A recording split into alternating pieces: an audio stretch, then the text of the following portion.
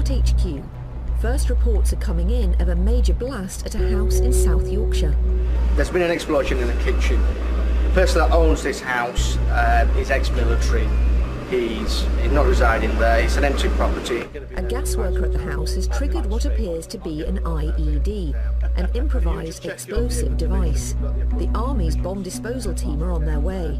Any questions before we set off? No. 999 road activated. Heart are mobile to Rotherham. So is he not living in this house, this bloke? It's an empty property by the sounds of it. Hotel 1, just a quiet response in front now. We're only a couple of minutes out. Team leader Manny is wary. This incident bears the hallmarks of terrorist activity. Hotel 1, everyone sit tight. I'm just going to make contact with the CS on scene and I'll come back and brief you guys.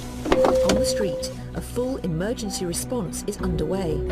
Fire officers are checking the house. It's feared there may be another device inside. So, brief that I've been given by the operational commander for the time being is gas board have turned up to cap the gas off.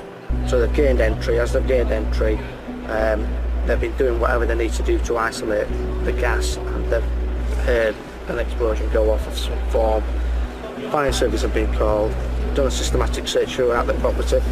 One or two windows have been wired with, by the sounds of it, fireworks. However, they've gone up into the loft space, what can only be described as some sort of parachute. It's been wrapped up, it's wrapping something up, but they're not sure exactly what's behind it, and they don't really want to start disturbing stuff if there's anything untoward behind there. Fire crews don't know what caused the first minor explosion, but the house is riddled with wires. They suspect it's booby-trapped. As you walk in on left-hand side, there's where electric meter box is. There's a butt of a gun. It looks like, wooden part. They don't look like guns complete. I don't even know if it's real. They may be plastic. And crossbow, it looks like a crossbow bolt. And part of a crossbow, but it's concealed. From your perspective, is it safe enough to walk down? I think what worries me is, and you guys know it better than I do, is that the wire that goes from the window to something we don't know. Yeah. I thought it was a firework, but the fire officer says you can't see what it's connected to. Yeah. So they're reverting to it's wired to gas mains, and there's a device connected to gas mains. The incident has put all the emergency services on high alert. Teams are heading back into the booby-trapped house for a full search led by police. We've got a couple of BAs that we can get rigged up when you go in, if you're happy with that. Yeah, that's fine. Because I'm just going to bring a kit dump just next to your fire appliance. Okay. Just mainly trauma stuff, just due to what it potentially could be. Hart, wearing breathing apparatus, will safeguard the searchers.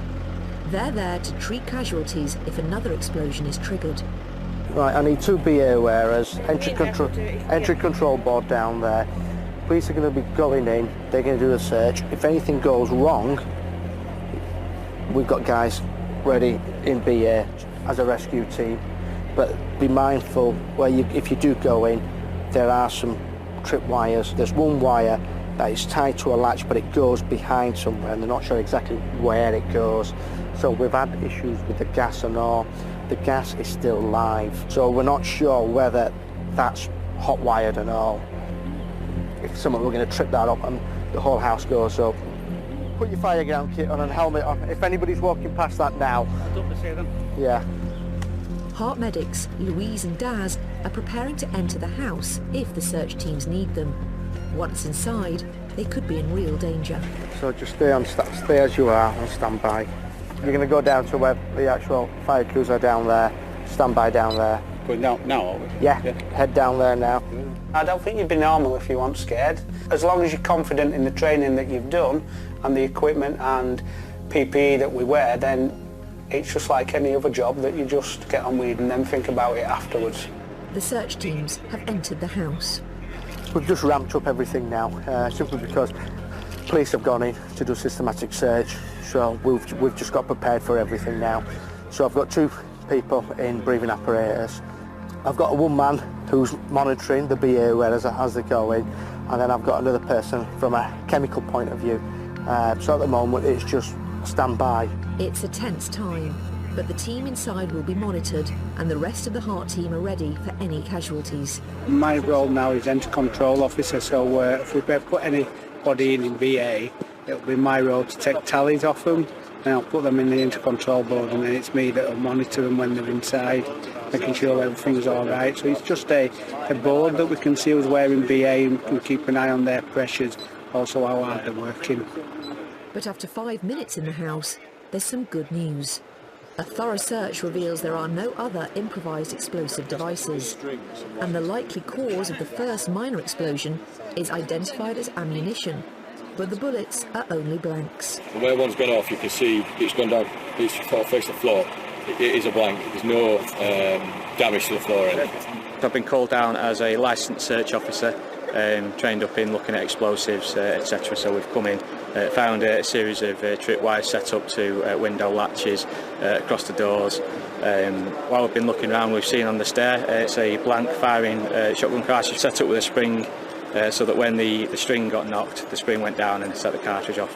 When we're doing our training and stuff like that, we look at all the counter-terrorism stuff, so explosives, etc. There's no sign of that inside, so literally just this shotgun cartridge. It's with relief that emergency teams are stood down. Stand down everyone, get your kit, come back to the vehicles, I'll give you a brief. What was thought to be potential terrorist activity is in fact the work of one man. He rigged his house with tripwires connected to blank ammunition to deter burglars. On every job that we go to where we've got suspect packages, you've got to treat it as a credible threat.